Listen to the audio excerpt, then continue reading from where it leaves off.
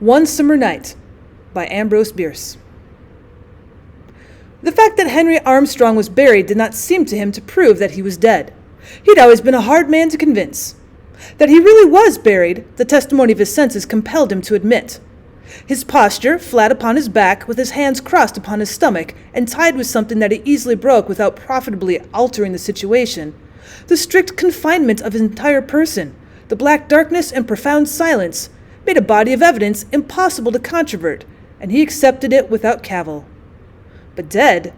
No, he was only very, very ill. He had withal the invalid's apathy, and did not greatly concern himself about the uncommon fate that had been allotted to him. No philosopher was he, just a plain commonplace person gifted, for the time being, with a pathological indifference. The organ that he feared consequences with was torpid. And so, with no particular apprehension for his immediate future, he fell asleep, and all was peace with Henry Armstrong. But something was going on overhead. It was a dark summer night, shot through with infrequent shimmers of lightning, silently firing a cloud lying low in the west and pretending a storm. These brief, stammering illuminations brought out with ghastly distinctness the monuments and headstones of the cemetery and seemed to set them dancing. It was not a night in which any credible witness was likely to be straying about a cemetery, so the three men who were there, digging into the grave of Henry Armstrong, felt reasonably secure. Two of them were young students from a medical college a few miles away. The third was a gigantic black man known as Jess. For many years, Jess had been employed about the cemetery as a man of all work, and it was his favorite pleasantry that he knew every soul in the place. From the nature of what he was now doing, it was inferable that the place was not so populous as its register may have shown it to be. Outside the wall, at the part of the grounds farthest from the public road, were a horse and a light wagon, waiting. The work of excavation was not difficult.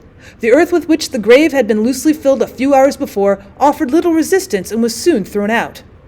Removal of the casket from its box was less easy, but it was taken out, for it was a prerequisite of Jess, who carefully unscrewed the cover and laid it aside, exposing the body in black trousers and white shirt.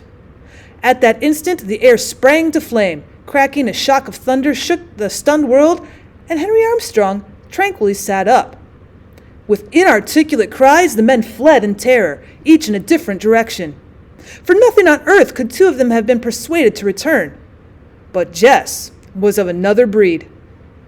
In the gray of the morning, the two students, pallid and haggard from anxiety, and with the terror of their adventure still beating tumultuously in their blood, met at the medical college. "You saw it?" cried one. "God, yes! What are we to do?"